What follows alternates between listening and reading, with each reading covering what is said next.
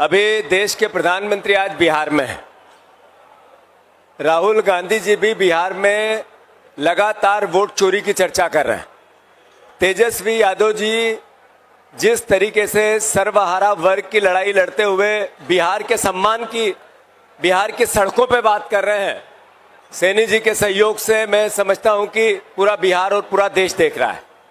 साथियों, हर घर एक चर्चा है कि वोट चोरी, वोट चोरो कुर्सी छोड़ो, हर घर में से ये आवाज आने लगी है। आज देश के प्रधानमंत्री ने इस पे बिहार में आकर गया में स्पष्टीकरण दिया। उन्होंने कहा कि हम उन घुसपैठियों को निकाल रहे हैं जिन्होंने यहाँ की डेमोग्राफी को बिगाड़ रहे हैं। मतलब हम बिहार के हक और अधिकार की बात कर रहे हैं। मैं अभी आदरणीय सांसद जी ने, संजय जी ने बहुत विस्तार से बात कही।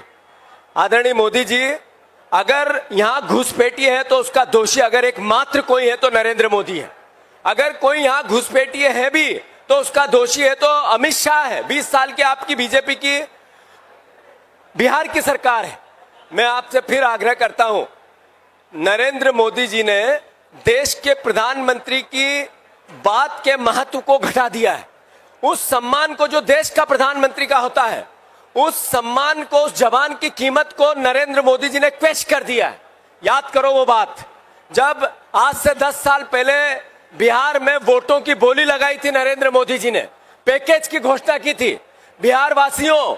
मैं आज बिहार के विकास के लिए एक पैकेज घोषित करना चाहता हूं। गया में 10 साल पहले 50,000 रुपए करूं कि नहीं करूं, 60,000 करोड़ रुपए करूं कि नहीं करूं, 70,000 करोड़ रुपए करूं कि नहीं करूं, 75,000 करोड़ रुपए करूं कि नहीं करूं, और अंत में 1.25 लाख करोड़ रुपए विकास के लिए मैं पैकेज की घोषणा करता हूं।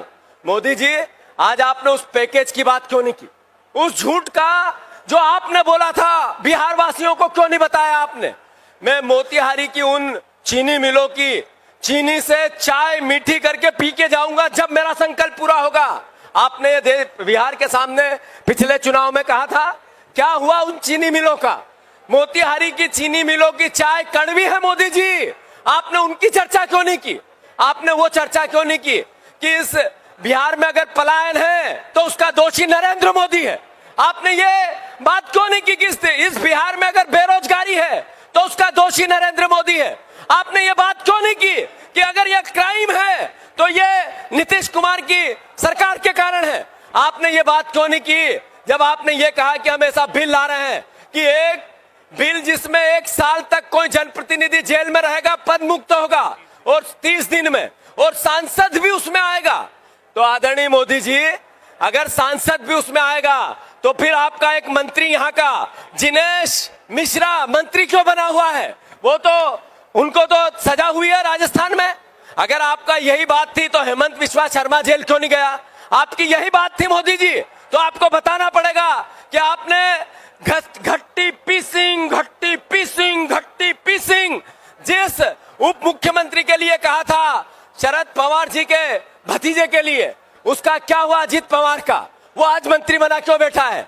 और नरेंद्र मोदी जी, चुनावी बॉन्ड का जो क्राइम भारतीय जनता पार्टी ने किया है, जिसको सुप्रीम कोर्ट ने रोका है, अब वो एक क्राइम है। सबसे पहले अगर इसका कोई जेल जाएगा तो देश का प्रधानमंत्री नरेंद्र मोदी जी और भारतीय जनता पार्टी दोषी होगी। इन लोगों को सबसे पहले पद मुक्त होगा। साथियों, इन सारी बातों से सिर्फ एक बात स्पष्ट होती है, देश को गुमराह करना है और वोटों की चोरी करनी है। वोटों की चोरी करनी है और फिर नए चुनाव में नई बातें करनी है। अगर वोट चोरी होता है, इसका असर किस पे पड़ता है? इसका असर आम जनता पे पड़ता है। अगर आपने वादे किए, पूरा नहीं किए, क्यों? क्योंकि हमें तो सरकार चोरी से बनानी है। नरेंद्र मोदी अगर देश में प्रधानमंत्री बने हैं, राहुल गांधी जी ने तथ्यों और तर्कों से दिल्ली में प्रेस कॉन्फ्रेंस लेके कहा कि 35 सीटों की चोरी स्पष्ट दिखती है कि नरेंद्र मोदी की सरकार चोरी करके बनी है। तो सबसे बड़ा क्राइम तो इस देश की सरकार का है। मैं फिर से सभी साथियों से आग्रह करता हूं, 2014 में एक ठगों का गिरोह बना था। 2014 में एक ठगों के गिरोह ने देश की सत्ता हथियाई थी। उन्होंने पहले राज्यपाल को माध्यम बनाया, मणिपुर की और कई छोटे राज्यों की सरकारें गिरा दी। उसके बाद इन्होंने एक नया फलसफा लेके आए जिसको खोखा पद्धति कहते हैं। 600 से ज्यादा विधायक और सांसदों की खरीद फरोख्त उसमें हुई। फिर एक नया क्राइम ये लेके आए जिसमें महाराष्ट्र, मध्य प्रदेश और कर्नाटक, इनकी सरकार को रिसोर्स पॉलिटिक्स कहा गया और विधायकों को एक जगह दल बदल करवाया गया। फिर उसके बाद एक नई पॉलिटिक्स आदरणीय मोदी जी लेके आए हैं कि चुनाव आयोग के साथ मिलकर किस तरीके से वोटों की चोरी की जाती है। जो विरोधी है उनके वोट कम करो और हमारे वोट धीरे से उसी लिस्ट में बढ़ा दो और एक संख्या लेके आओ जिस पे लोग भरोसा करें। वो राहुल गांधी जी ने चोरी पकड़ी है। और आज देश का एक एक नागरिक, वो किसी दल का हो, किसी पार्टी का, किसी विचार का हो, वो पत्रकार हो, बिजनेसमैन हो, किसान हो, मजदूर हो, सब एक बात कह रहे हैं, वोट चोरो कुर्सी छोड़ो। नरेंद्र मोदी जी, वोट चोरो कुर्सी छोड़ो, ये आवाज बिहार से आ रही है। मैं आदरणीय संजय जी को साधुवाद देता हूं। उन्होंने बहुत विस्तार से बिहार के पूरी परिस्थिति को वर्णित किया और कहा कि अगर इन सब बातों का दोषी है तो नरेंद्र मोदी है। स्पष्ट है, जो गाड़ी का ड्राइवर है इस यात्रा का, वो गाड़ी का ड्राइवर बिहार की खुशहाली के लिए काम करना चाहता है। जो गाड़ी में बैठा हुआ वोट चोरी की बात करता हुआ एक नेता है देश का, वो देश के मूल ताकत, वोट की ताकत को, आम नागरिक के अधिकार और हक को आम नागरिक के पास रखना चाहता है, जिससे लाखों साल तक लोकतंत्र मजबूत रहे।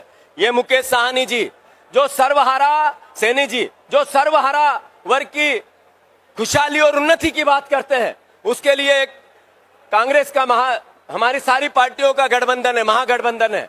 100% जनता चिल्ला के बोल रही है चुनाव आए और महागठबंधन की विजय हो। इस भावना के साथ मैं बिहार की जनता से आग्रह करना चाहता हूं कि 65 लाख वोट अगर यहां से काटे हैं और नरेंद्र मोदी कह रहे हैं कि ये घुसपैठियों के वोट काटे जा रहे हैं, तो इसमें गरीबों के क्यों काटे जा रहे हैं?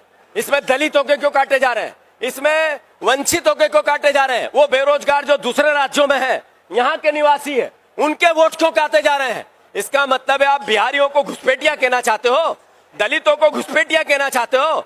आप जो वंचित वर्ग है, जो किसान वर्ग है, जो बेरोजगार है, उसको नरेंद्र मोदी घुसपैठिया कह रहा है। बिहार वासियों जानो, समझो, आपको नरेंद्र मोदी घुसपैठिया कह के गए हैं। इसका बदला बिहार की जनता लेगी। मैं फिर से चुनाव आयोग की भी इस वक्त निंदा करूंगा। जो चुनाव आयोग ने प्रेस कॉन्फ्रेंस करके बीजेपी के पन्ना प्रभारी जैसा व्यवहार किया देश के सामने, ये अलोकतांत्रिक है। उन पर महाअभियोग आना चाहिए। देश एकजुटता से उस चुनाव आयोग का बहिष्कार करना चाहिए जिसने बीजेपी के पन्ना प्रभारी के रूप में देश के सामने बीजेपी के प्रवक्ता बन के बात की, क्योंकि ऐसी बात बीजेपी के प्रवक्ता सांसद नरेंद्र मोदी, अमित शाह करते हैं।